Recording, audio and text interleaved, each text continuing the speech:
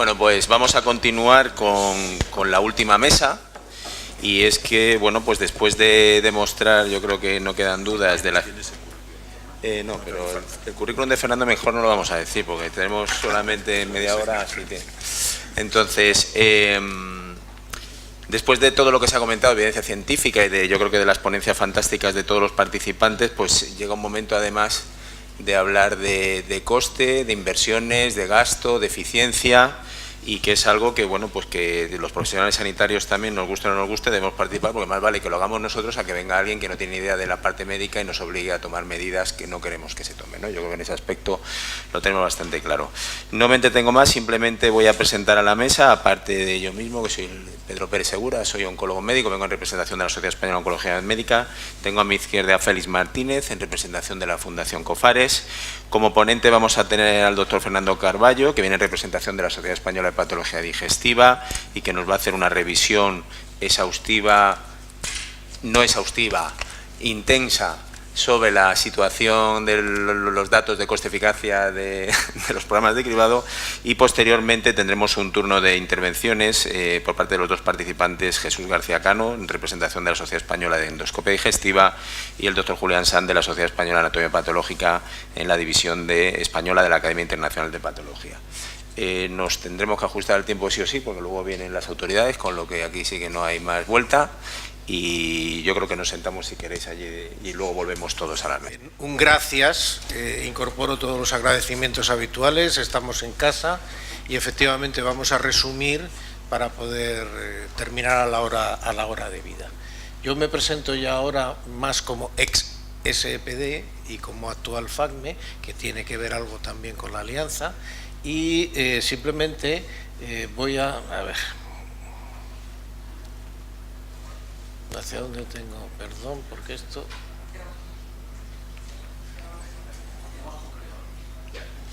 ¿Ya? ¿Ha pasado? Esto lo voy a pasar porque este es el resumen.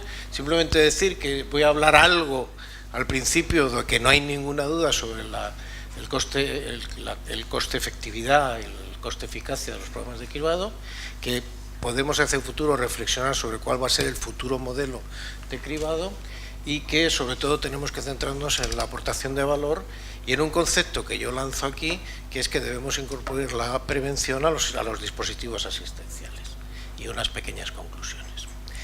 Bueno, esto ya está más que sabido, pero estamos hablando de disminuir mortalidad con el diagnóstico precoz y disminuir incidencia con la eliminación de los precursores. La efectividad, la eficacia del programa está demostrada en reducción de mortalidad. El National Polyp Study demostró la disminución de incidencia, y ambos grandes estudios han demostrado que al cabo del tiempo se consigue, además, en el caso del ensayo de Minnesota, disminución de incidencia, y en el caso del National Polyp Study, disminución de mortalidad. Por lo tanto, el sostener a largo plazo los programas de cribado basados en la detección precoz del cáncer y la eliminación de precursores, sabemos que son eficaces. Perdón, esto es muy importante, el dato que también ha presentado Lola Salas, sobre que la inversión que hacemos de los estadiajes de los cánceres es determinante para una cosa que ya tenemos que tener clara, y es que estamos ahorrando dinero neto con el adelanto del diagnóstico, que si bien inicialmente existe un gasto adicional porque estamos diagnosticando más nuevas lesiones, objetivamente estamos disminuyendo el coste medio por el tratamiento de los pacientes de cáncer. Estos son datos de Murcia, 36% de reducción del coste neto del cáncer diagnosticado si se hace programa de cribado frente al diagnóstico del cáncer sintomático. Pero esto todavía es más espectacular, porque en un estudio que realmente es el único serio y riguroso que se ha hecho, que estamos hablando de hace muchos años, pero en costes trasladados o traspuestos al año 2012, nos encontramos que aunque existen unos costes totales del cáncer de colon en nuestro país muy millonarios, y estamos hablando de una época en que no se había incorporado todavía los costosos tratamientos biológicos. Por lo tanto, el coste de manejar el cáncer diagnosticado sin programas de cribado es extraordinariamente elevado. Y estos son datos de la Comunidad de Murcia en el que calculamos cuáles serían los costes, la proporción de costes destinados a prevención dentro de los programas de cribado, y resultaría tan solo el 5%, resulta tan solo el 5% de los costes totales del cáncer del colon, vuelvo a decir, sin incorporar los costos de los tratamientos biológicos, y por lo tanto que a nivel de todo el país, una inversión del 6% con respecto a lo que estamos gastando en cáncer de colon, insisto, sin contabilizar los modernos tratamientos biológicos, nos permitiría tener unos resultados que evidentemente está más que demostrado que son coste efectivos. La duda puede estar en cuál es la estrategia más costo efectiva. Evidentemente sabemos que es la sangre oculta en heces, método inmunológico, pero el resto de estrategias también son coste efectivas, por lo tanto ahí no está la duda. En una revisión cuasi sistemática que hemos realizado, pues se vuelve otra vez a tener estos mismos resultados, considerando diversas estrategias, entre las cuales por supuesto se incluía la sangre, el guayaco, el inmunológico, el DNA tumoral, la sigmoidoscopia y la colonoscopia, y los resultados es que cualquier estrategia de cribado es siempre superior a la no estrategia de cribado, y que efectivamente en el momento que se hizo esta revisión, y probablemente todavía, hay un problema de costes relacionados con las modernas determinaciones de biopsia líquida y también la colonoscopia virtual, que las hace no coste efectivas en ese momento que estamos hablando.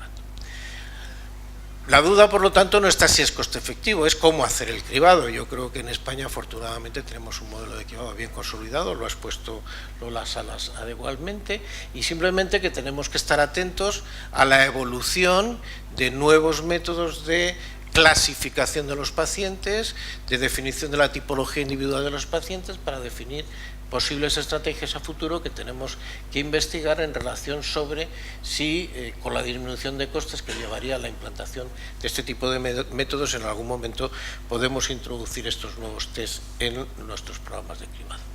Pero lo más importante del mensaje que yo le quiero trasladar es que ya no podemos seguir trabajando desde la perspectiva de lo mío.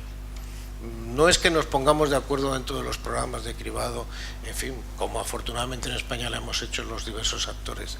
Es que tenemos que investigar, también se está haciendo, pero investigar todos juntos para al final establecer estrategias que pasan por la biología y medicina de sistemas. Este es el futuro.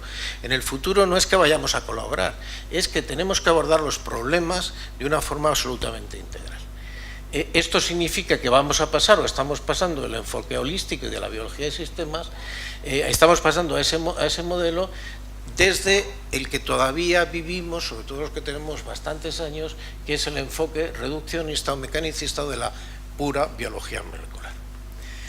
Esto es el futuro, está aquí ya, y me interesa destacar que una buena definición de la medicina de sistemas es que es una extensión de la toma de decisiones clínica, pero que está basada en nuevas capacidades que tenemos en el reconocimiento de la tipología de los pacientes. Estamos en los albores, desde FACME y nuestra propuesta para los retos de la próxima legislatura, trasladamos a los políticos incluso la posibilidad de que en un futuro secuenciemos al nacimiento a todos los niños, precisamente para disponer de esa información de una forma que nos permita incorporar esos rasgos moleculares individuales a la definición de las estrategias individuales hacia futuro. Y eso tiene que alcanzar también a la prevención. Por eso, lo que me parece más importante es que estamos ya en la tercera revolución. La primera fue, sin duda alguna, la salud pública. La salud pública es la que ha salvado más vidas en la historia. Después tuvimos la segunda revolución, que es la irrupción de la tecnología sanitaria, y hoy en día estamos en una medicina que se tiene que manejar a través del conocimiento, de las redes. No me refiero a las redes sociales, de las fake news y tal, sino de la transmisión del conocimiento a toda la ciudadanía y finalmente exclusivamente dirigida a la obtención de valor en salud.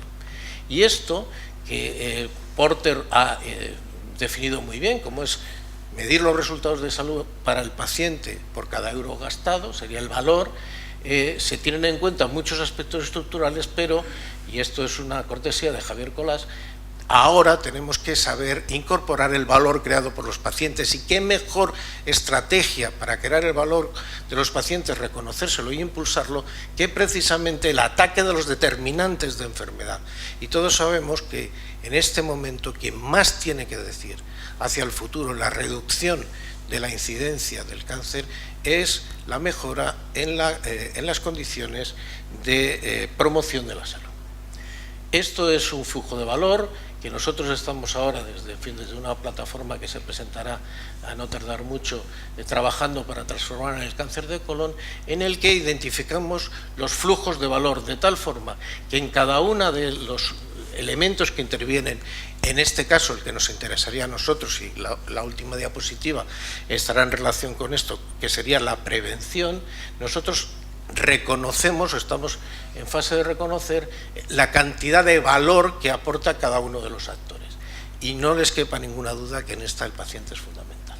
Sabemos, todos sabemos, que afortunadamente a nivel mundial existe una tendencia clara a la disminución de la mortalidad en cáncer de colon. Fantástico. Sabemos que la contribución, y esto es importantísimo, a esa reducción de mortalidad solo procede en una pequeña parte de la mejora de los tratamientos para el cáncer avanzado, aunque sea muy importante, que la mayor parte la ha proporcionado los screening de población, los cribados. Y sabemos que en la disminución de la incidencia, que ya por supuesto que sí, es absolutamente determinante. Por lo tanto, si sabemos desde el año 76 y antes que en un sistema de salud como el nuestro, solo el 11% de la aportación en términos de salud la ofrece el sistema sanitario que trata pacientes enfermos, pero se lleva el 90%, está claro que la inversión en estilos de vida, medio ambiente y biología humana tiene que incrementarse. Esto es lo que estoy de alguna forma intentándoles trasladar, que es que no podemos seguir pensando en un sistema de salud que trata solo enfermos. Tenemos que pensar en un sistema nacional de salud que se orienta a resultados de salud utilizando el concepto amplio de salud que incluye la prevención. Esto, y es la última parte de mi intervención, demuestra cómo la inversión por países llega a un momento que, como las leyes de la economía dicen, se estabiliza, se pone en meseta. Por mucho dinero que incrementes, por mucho dinero que metas más al sistema, el resultado en incremento de valor es escaso. Esto es lo que se conoce como rendimiento en meseta, en la que ya estamos, y que incluso puede ser de rendimiento decreciente si incorporamos, como ya ha presentado también en alguna diapositiva Joaquín Cubiella, el concepto de daño inducido por el uso por el sobreuso de los procedimientos médicos. Estas son diapositivas de José Repullo, una persona que yo creo que tiene la cabeza muy bien amueblada, que dice que ante la situación actual de reflexión sobre el gasto sanitario y la intensidad asistencial, que es lo que estamos hablando, pues hemos sufrido una etapa que por la crisis hemos hecho recortes indiscriminados, destrucción de activos, de recursos, y hemos vuelto de alguna forma a una senda antigua con los copagos. Las recetas de la izquierda, y no me refiero con esto a la izquierda de partido, sino, digamos, ideológicamente progresista, es invertir más.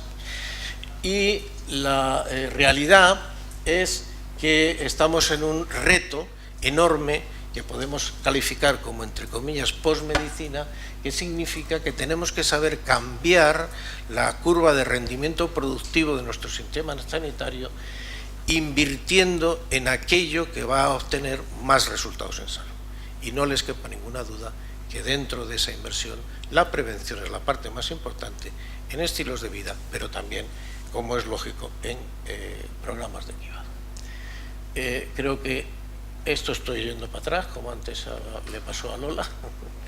Y por lo tanto, decirles, esto es muy sintético, no he podido hacerlo de otra forma, que el nuevo conocimiento necesario para la medicina clínica y también para estos problemas es la medicina personalizada, sin duda alguna, la inteligencia artificial, la medicina aumentada, es decir, la capacidad de los médicos para integrar conocimientos no académicos, la medicina de sistemas, las trayectorias de valor en salud y algo que queda claro al final, que es que debemos redefinir esta curva productiva en un modelo orientado a determinantes de salud. Y esta es mi última diapositiva, que es una propuesta en la cual creemos que una medicina predictiva y una medicina basada en los cribados poblacionales, utilizando los recursos tecnológicos que tenemos en este momento, nos va a permitir una mejor segmentación, una mejor topología de los pacientes, de tal forma que podamos abordar planteamientos preventivos también individualizados que nos permitan clasificar adecuadamente a la población y saber en cada momento, dentro de nuestras consultas de atención primaria, dentro de la medicina del trabajo, dentro incluso de la educación familiar en las escuelas, ofrecer, digamos, la mejor alternativa posible antes de que la enfermedad aparezca. Las conclusiones no son más que esas. Es rentable, tenemos que conseguir el máximo valor en salud, tenemos que evolucionar hacia enfoques diferentes que confluyan, se ordenen y se ejecuten centradas en el paciente, orientados a valor en salud, y que en esa tarea, en un futuro bastante inmediato, tendremos que hablar en futuros años de medicina predictiva, medicina personalizada, medicina digital y sobre todo medicina preventiva. A continuación interviene como participante Jesús García Cano, de la Sociedad Española de Endoscopia. Muchas gracias. Quiero felicitar al doctor Carballo por la magnífica presentación y estoy totalmente de acuerdo con él que su charla se resume en que, por supuesto, que es coste eficaz el cribado. Yo, muy brevemente, porque el tiempo nos apremia, quería fijarme en una cosa. Como médico endoscopista, nosotros tenemos que esforzarnos en que el cribado, que es coste eficaz, siga siendo coste eficaz y sea sostenible. Y quería referirme a la mesa previa, en que tenemos que cuidar algunos aspectos, básicamente en que las colonoscopias sean de calidad. La colonoscopia es una prueba operador dependiente. El doctor Díaz Tassendi antes ha puesto una diapositiva del doctor Rodrigo Jover de la variabilidad tremenda que hay entre endoscopistas de calidad y en hospitales de tercer nivel. Entonces tenemos que preocuparnos de esto, si no lo que es coste eficaz se puede transformar en insostenible. Y para eso simplemente tres cosas que yo he visto en la experiencia. Tuvimos la suerte en la provincia de Cuenca de empezar el cribado en un plan piloto en Castilla-La Mancha en abril de 2015. Además, haciendo también referencia a lo que Esther Nieto ha dicho, inicialmente la captación de pacientes lo hacía la enfermera, llamando en su cupo a aquellas personas que cumplían los requisitos, y conseguimos una adherencia muy grande. Luego se cambió a la carta y ya la adherencia bajó. Por lo tanto, el papel de la enfermería también me parece clave para que sea coste eficaz y para la sostenibilidad. Y por lo tanto, tres puntos para que sea sostenible y para que siga siendo coste eficaz. La limpieza colónica. De nuevo, refiriéndome a lo que ha dicho Esther Nieto, pienso que una consulta de enfermería sería muy útil, porque a las personas que se hacen una colonoscopia hay que explicarle en concreto a cada persona el preparado, la hora a la que tiene citada la colonoscopia, y resolver las dudas, porque las colonoscopias mal preparadas suponen una carga muy grande en el sistema y suponen que lo que es coste eficaz deje de ser coste eficaz. En segundo lugar, que el endoscopista que realiza la colonoscopia extirpe todos los pólipos en la gran mayoría de las colonoscopias. Es decir, como he dicho antes, la colonoscopia es una exploración operador dependiente, exige una cierta acreditación para realizar colonoscopias de cribado, y hay, por ejemplo, unas normas de la Unión Europea que certifican el que un endoscopista puede hacer cribado. Y por último, que se siga estrictamente las normas para las nuevas colonoscopias que generan las colonoscopias en las que se han extirpado pólipos. Y para eso el endoscopista tiene que tener la seguridad, y ahí creo que tenemos que dar seguridad a los endoscopistas, de que si ha visto que una colonoscopia es normal, pueda decir a la persona que tiene un margen según la literatura, de 10 años. Eso a uno le entra escalofríos, a 10 años. Pero si la colonoscopia es normal, eso lo apoya la literatura. Hay un margen de 10 años en que el paciente no debería tener ningún evento adverso, ningún pólipo. Y pienso que si hacemos estas tres cosas podemos contribuir a que el cribado, como ha dicho el doctor Carballo, siga siendo coste eficaz. ¿Estás de acuerdo? Muchas gracias, Jesús. Que se repite el tema de la colonoscopia. Solo te puedo decir que yo soy de colonoscopia anual. Entonces, creo que me toca, aunque sea farmacéutico, y desde luego he estado con los bien puestos para eso así. Muchas gracias. Y ahora, en la segunda parte, pasamos a Julián Sanz, de la Sociedad Española de Anatomía Patológica. Bueno, muchas gracias por invitarme un año más. Ya llevo varios años viniendo a las jornadas bastantes años viniendo a las jornadas de la Alianza y tratar de expresar y representar a los patólogos casi todos son socios de la sociedad. En un programa es muy importante, multidisciplinar como es este, es muy importante que todos seamos coste eficiente. Y la parte del diagnóstico, que es realmente la parte de interpretar todos esos pólipos que se encuentran y todas las lesiones que ya pueden estar malignizadas, es especialmente importante hacerlo bien para que el programa realmente sea coste eficaz. No es de las tareas más difíciles para los patólogos, el diagnosticar y clasificar esos pólipos, cuáles son benignos, cuáles son de bajo riesgo, cuáles son de alto riesgo, pero sí que hay lesiones, es realmente un espectro continuo de lesiones que a un patólogo le pueden parecer totalmente benignas, a otro le pueden parecer un pólipo cerrado o que tiene bajo riesgo o alto riesgo, displasia de bajo grado o de alto grado. Hace unos años hicimos un estudio europeo, por ejemplo, cuando surgía el tema de los pólipos cerrados, de cómo eran de reproducible la clasificación, cuando se empezó a poner en evidencia que estaban siendo mal diagnosticados en muchos sitios y realmente había un problema hace aproximadamente unos 10 años. Yo tuve la suerte de representar a los patólogos españoles en ese estudio. Y bueno, desde la sociedad hemos hecho un esfuerzo para mejorar la eficacia, que sigue siendo una interpretación y que sigue siendo subjetiva en algunos casos por lo menos, para clasificar de la manera más eficaz posible las distintas lesiones. Creo, y con mi conocimiento, sobre todo en la Comunidad de Madrid, pues de quienes están realizando el cribado, que los patólogos lo están haciendo realmente muy bien. Es importante que haya patólogos lo más especializados posibles o subespecializados y que tengan el tiempo adecuado, porque sobre todo la parte de generar los informes y eso lleva bastante tiempo en un estudio que afecta a tanta proporción de pacientes.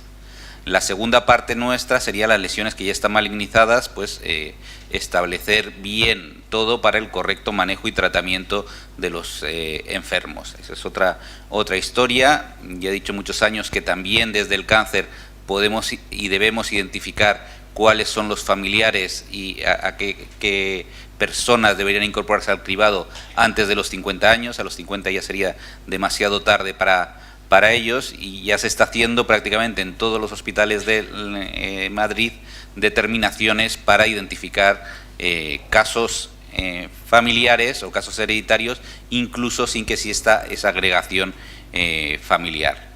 Y por supuesto los biomarcadores del tratamiento, que ahora mismo pues son una necesidad. Seguimos esperando que nos lleguen más y mejores herramientas, sobre todo moleculares, que ya muchos años prometiendo, pero no llegan al día a día. Por ejemplo, la semana pasada estuve en nuestro congreso americano, donde se presentan las novedades. Había algunos trabajos sobre alteraciones moleculares en los pólipos, pero no hay un nivel de evidencia todavía tipo 3 o tipo 4 que permita incorporar nuevas determinaciones que además que añadan valor al microscopio para establecer mejor los criterios de riesgo de estas lesiones. Y bueno, si no tengo más tiempo, simplemente si hay alguna pregunta o cualquier aclaración, pues encantado de atenderla. Muchas gracias por tu intervención, y aunque vayamos quizá un poquito mal de tiempo, creo que algún comentario sí teníamos que hacer. Perdonar, que yo soy un farmacéutico entre un número de médicos y sí que creo que en las farmacias sí que tratamos por todos los medios de hacer prevención y inmediatamente decir tienes que ir al médico, tienes que ir a estas circunstancias, que creo que es fundamental. Partiendo de Fernando, el ahorro, yo creo que está clarísimo que con la prevención se ahorra muchísimo dinero. El cuantificarlo ya para mí es mucho más difícil. Y ya una versión nueva que me decía, que es el tema de las colonoscopias, que si eran necesarias cada X tiempo, que también eso creo que generará unos ahorros importantes. Y los resultados, como anatomía y patología, creo que también va todo dentro del mismo contexto.